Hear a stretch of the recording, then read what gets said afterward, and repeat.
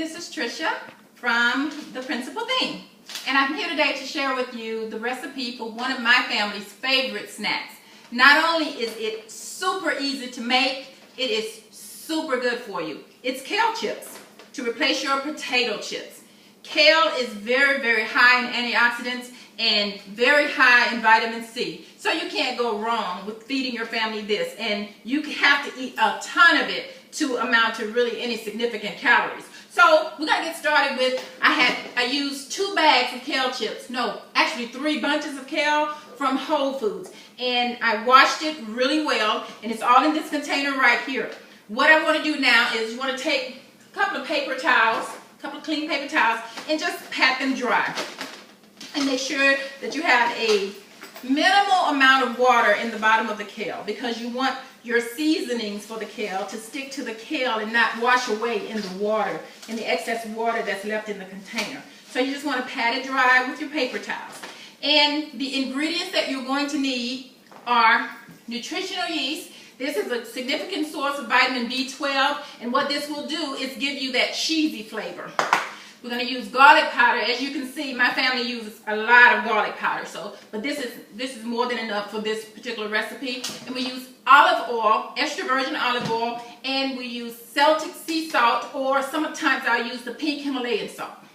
And the reason I use those is because they are chock full of the minerals that we want to get from our salts. So there are no real exact measurements, but we're going to try to do this without exact measurements, but I'm going to say about 5 tablespoons of the olive oil. I'm going to start with that.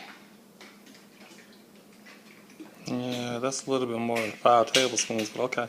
Let's just say it's 5. Oh, want to give a shout out to my cameraman, Melvin Jeremy Wright, my son Jetty. He's my cameraman for today. Hey. Okay, and next we're going to use some garlic powder, and I'm going to say we're going to use about 3 teaspoons of garlic powder. You just sprinkle everything in there on top. 2 and 3. And next we're going to do the kale chips. I'm sorry. The yeast? We're making kale chips. Next we're going to do the nutritional yeast, and that's what it looks like. It's kind of yellow flakes. But when you add it to a recipe, it tastes like kind of cheesy. So we're going to do about 5 or 6 spoons of that. And this spoon is probably equivalent to the size of a teaspoon. We like it cheesy. And we may end up adding a little bit more of that depending on how it looks once I get it all stirred in together. And then finally, we're going to use a little bit of Celtic sea salt. And I say a little bit because once the kale dehydrates, it's going to become very, very concentrated. So you don't want a whole lot of salt. You don't want it to be too salty. So we're going to do about 1 tablespoon of the sea salt. Now, once you get all that together, you want to put on some mixing gloves. Unless you don't mind getting really, really messy. I like to put on the mixing gloves because we're about to get in there and mix it up with our hands, which is, in my opinion, the best way to mix something like this. You can't do this with a spoon. Okay, so we're going to get in there with our hands, and if you bring the camera over a little bit, we're just going to get in there with our hands. You see all the, and make sure your cleaning surface is sanitized, which I've already done that, because you're going to lose some kale chips onto the cleaning surface, onto the surface here. Bring it towards the middle a little bit, so now it gets on the floor. I was saying bring some so it didn't get on the floor. Okay, you just want to mix it all in really well. Make sure your cheesiness and your oil and everything is mixed in really, really well. Because this is a lot of kale, and you know, kale is very curly, so you want to mix it really well so they can get in there under all of the curls. And actually, we do a lot of raw food here, so it doesn't bother us to taste it just as it is. So, you know, probably we'll let the cameraman taste a little bit of kale chip. I'm already stuffed as it is. We just went out to eat, and we kind of overdid it a little bit, both of us. So kale and nothing else is very appealing right about now. Okay, so we're gonna go ahead and taste that for me. Just keep your hand still. Keep your hand still. Okay, there you go. Taste it and tell me if I need to add anything.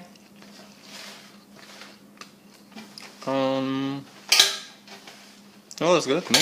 Okay, so we got our kale all mixed together, and what we're gonna do now is we're gonna add it to the dehydrator trays. Okay, we're gonna move this to the side here. Add the kale to the dehydrator tray. And this is the dehydrator tray for the Excalibur. It's the 9000 series dehydrator tray. And I keep my dehydrator in the laundry room.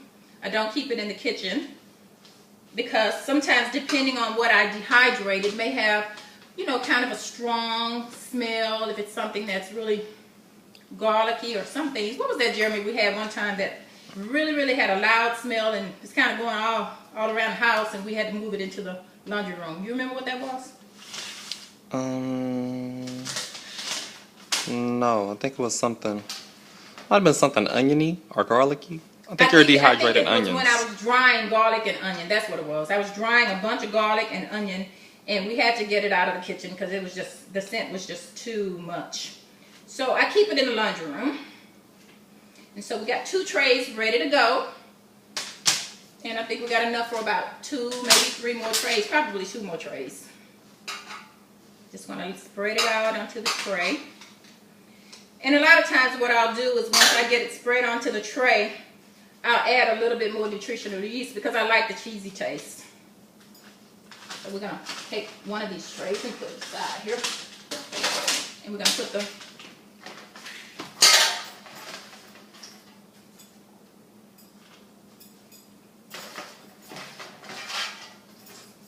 we have a little water in the bottom of this with a little bit of the cheese. So see that we have a little water with a little cheese. So because we lost a little bit of our nutritional yeast in the water, I'm going to add a little bit to the top of this.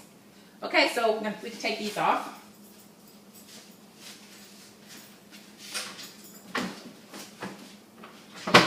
Show them the trays, Jetty.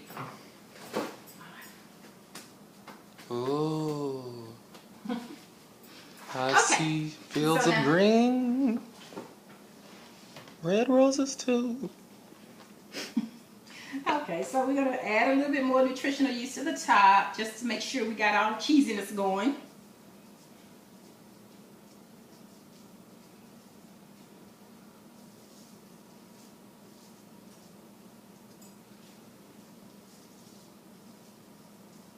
About another teaspoon and a half each. And so it's ready to go into the dehydrator.